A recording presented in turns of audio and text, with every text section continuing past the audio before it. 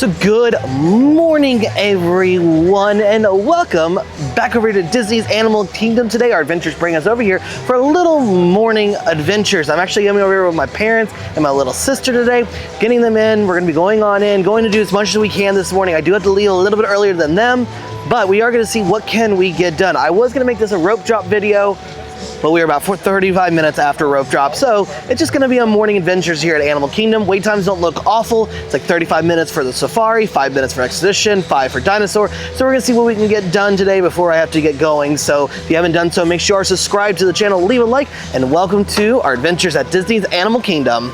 So I've got this weird thing now. So with Animal Kingdom and with all the work being done, you've now got like the little statue out front above one of the ticket booths, and it has a dinosaur head on it. Well, of course, the middle right there is above the Animal Kingdom sign is an elephant, but all the way at the end is the Mystical Beast logo.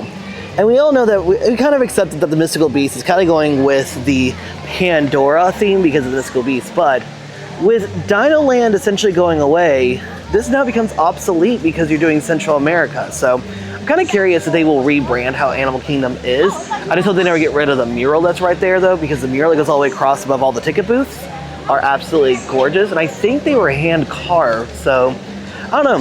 So food for thought. I was just sitting here waiting and I just realized that's a dinosaur, and dinosaur area is going away soon, so I don't know. Food for thought.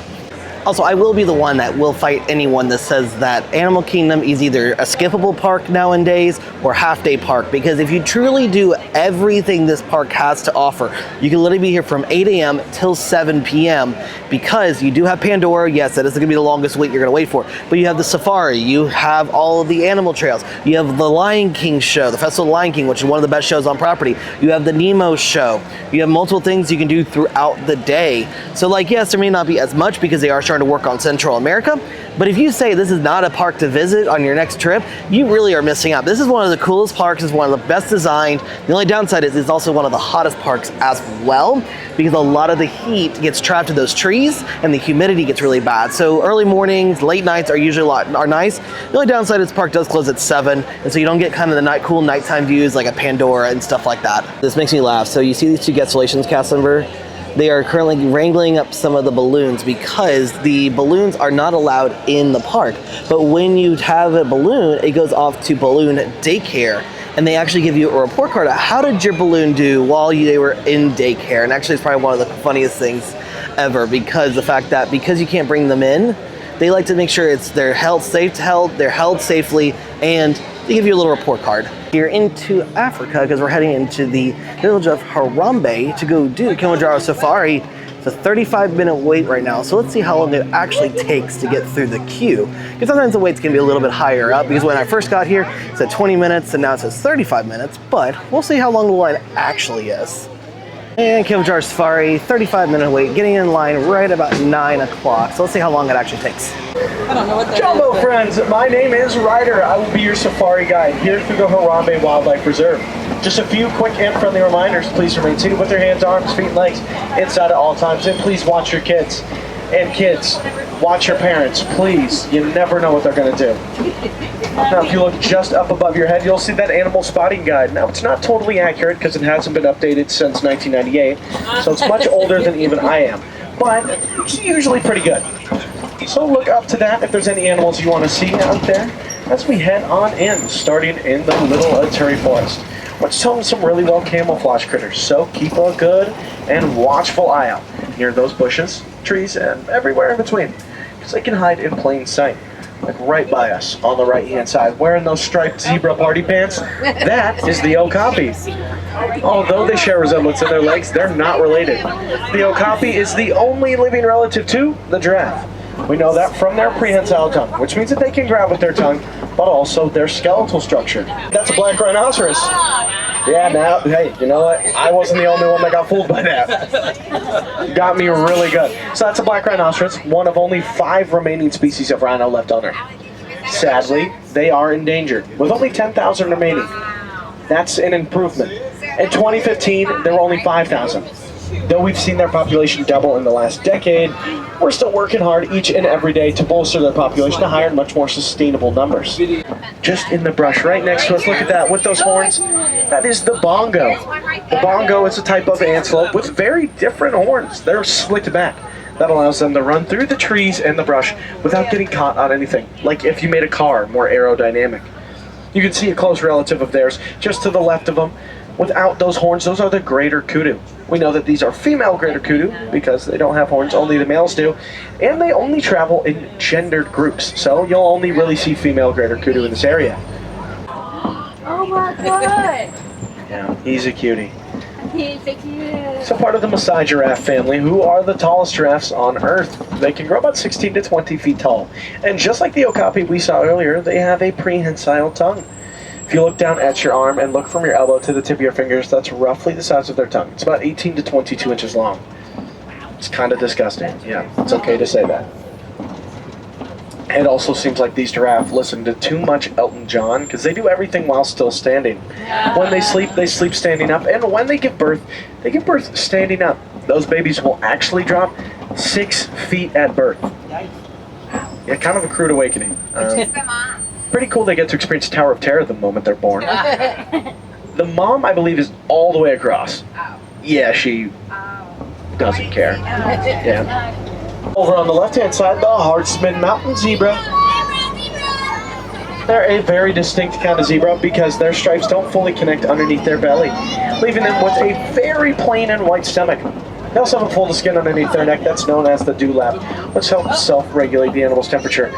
Please don't walk in the road. Don't do that. Don't do it. Oh. We're going to go really slow. Oh, don't do that near the road, please. What?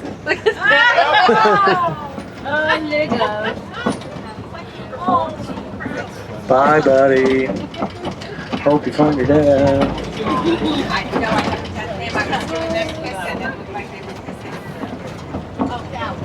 Ooh.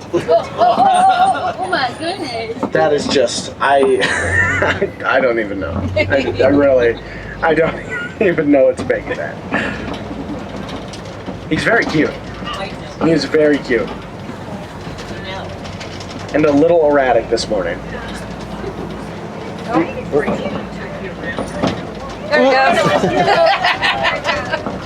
Who knows how we can tell that it's an African elephant? It's because we're in Africa. It is because of their ears. They are shaped like the continent of Africa. That's incredible. We can also tell that that is a male because he's alone. How fun. That is how the males live. They want to be by themselves, living on their own. They're much more solitary. The females, not so much. They're going to stick together in their family, live in that group in a matriarchy with one dominant female leading that group. Oh, and over here on the left, the white rhinos. Now, they're quite a bit larger than that of black rhinos, weighing about 5,000 pounds. It's about 2,000 pounds more. And they have a much more rectangular mouth. They don't have that prehensile upper lip that the black rhinos do. But they're almost the same color. They actually didn't get their name from the pigment of their skin, but from colonizers. In Africa, they were known as white rhinos for their wider mouths and wider bodies. Colonizers went down to Africa, they heard that, and they understood it as white. And on brand for colonizers, we just kind of slapped white on it, went with it. So we got their name. They are just like giant grass dogs with horns, though. They are super sweet. They love being pet, and they're really not a threat, ever. Look at them. They are so sweet. I want to pet one so bad. So bad. You can see laying down on the left-hand side, an animal I wouldn't pet is the cheetah. The fastest land animal on Earth, reaching up to 60 miles an hour in just 3 seconds. We can tell that that is a male because he has that mane. But you can see it's really not all that big yet. As that male gets older, that mane will get bigger, bushier, and go further down his body. And about halfway through, it'll get almost black in its color. I love them so much. Warthogs are the largest burrowing mammals in all of Africa. They're so cute. Oh my goodness.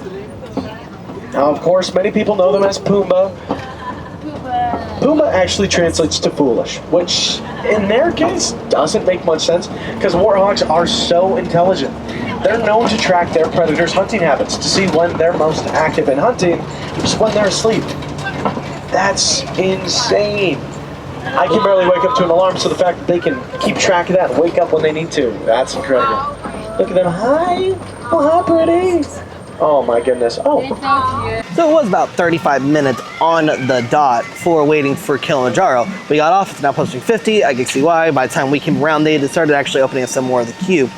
But that was actually one of the best safaris we had because the baby giraffe was absolutely wild, was running all around the savannah, was going back and forth, and it kept looking like it had like the zoomies. And so it was so hilarious to see it running around because he's like, if you see a baby, you know, if you say you run like a baby giraffe, it's definitely an insult. So really good. That's why it's always fun to go on safari because you never see the same two things. So we're gonna go into the Maharajah Jungle Trek because we want to go see the tiger. Maybe see we can see Basko, the baby tiger. Oh, and then heading into the bat area. So this is where they have the very large fruit bats. But it was kind of hard to find them because they do sit fairly high up in the trees and the brush and everything. So see if we could see one. So you can see right up there, there's a whole cluster of the bats. I think when I counted, there was like 6, 7 of them, but they are, look how big they are. Oh, look at the one stretching right there. Oh, yeah. Oh, wow, look how big they are. I just like the fact they just hang out upside down to kind of come into the tiger forest. So although tigers are present in the forest, you'll be very safe by walking on the well-traveled paths. We are hoping maybe to see the baby tiger Basko out today. When he first debuted, he was very, very popular. So see if we can see him and Mom out today. So you can see Basko and Mom are out right now. You can see Basko as being a little bit of a nuisance to Mom. Oh, Mom said, nope, I'm out. Basko's like, I'm gonna lay down in the water. Yeah, so Mom would walk over this way and let he go and like start biting at her legs, and then Mom would start like trying to attack her back. What's actually funny is, oh yeah, was Dad is actually over on the other side. So there's 2 different size habitats for the tigers here. Oh, he sees Mom again.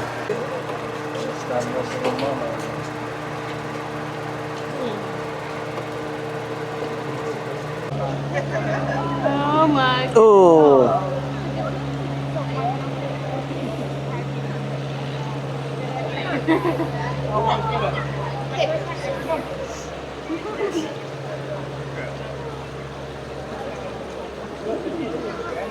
Ooh.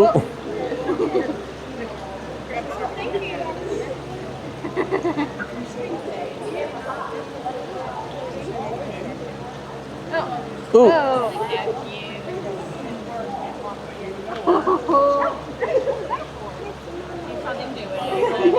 Hey, that's how that works. Okay. He wants to see what you would do because that's how your mama was just like, okay, don't do that again, right? Now she's getting it. oh no.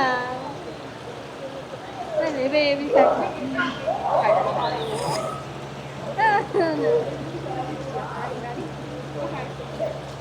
Oh my God, you're so sweet.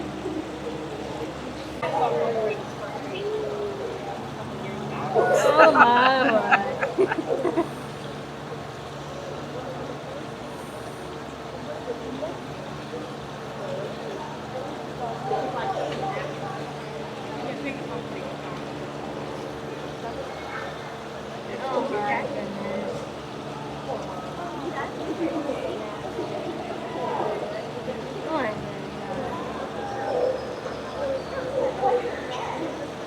Oh, oh. Did she sit on him? She dropped him.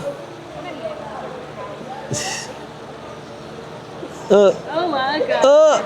Here goes. Oh. A closer look at seeing the little baby and Mom. He's just chewing on some grass right there, chewing on some sticks. Oh, he's down. After all that wrestling him and Mom were doing earlier.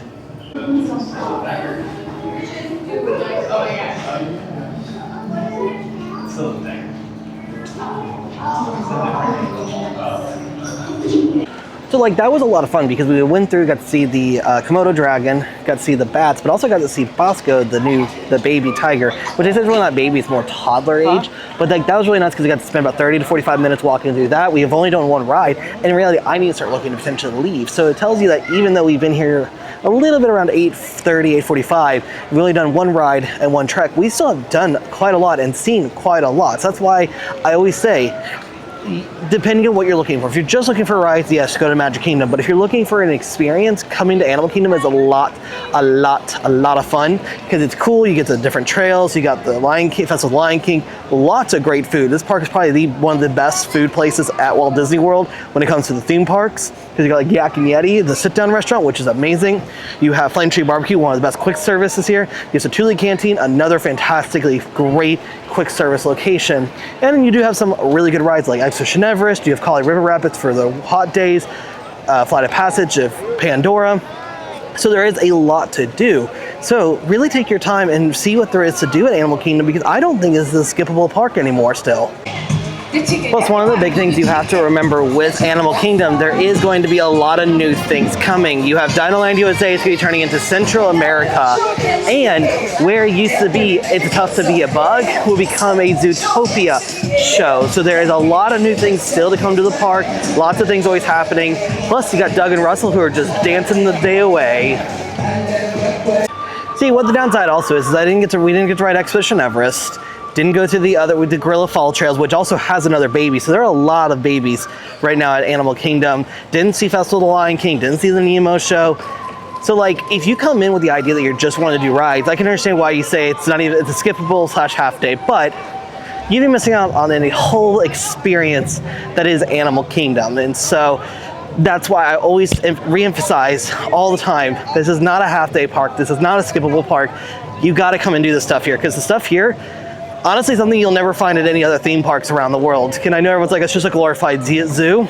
It's more than that. It's all about conservation, and that's a big, it's one of Disney's big mottos, is conservation through the area and all that. So, but just making our way out the park, because unfortunately I gotta go off to work, despite being out this early in the day. It's gonna be a long day, but it was a good day. Don't forget to check out some of the Oasis space here between the main entrance to Discovery Island because there are a lot of animals through here you can check out. This is also nice and shaded. And so you can always stop, look here, find the things. Also, if you're into pin trading, there are quite a lot of pin boards at Animal Kingdom. So I always say, come with the expectation that don't know what you'll see, but every time on a trip to Animal Kingdom could be a little bit different. And with that, we are gonna go and call it from our adventures out here to Disney's Animal Kingdom Park. Honestly, one of the best parks you can go to. There's people who would say this is their favorite parks, and I do believe them. I love the park, I love the experiences, I love what it has to offer. Don't come with the idea of just rides, come with the idea of an experience, because you get to experience something very unique in Disney's Animal Kingdom. Conservation, you get to learn about animals, you get up close with animals, there's so many things to do. You gotta come check it out if you're gonna be coming, and you cannot skip this park. It is so much fun. But with all that being said though, I do need to head on out though, because do got to go to work. So, but hopefully you guys enjoyed our adventure today. If you enjoyed it and you haven't done so, make sure to subscribe to the channel. But with all that being said, we are off, and we'll see y'all on the next adventures.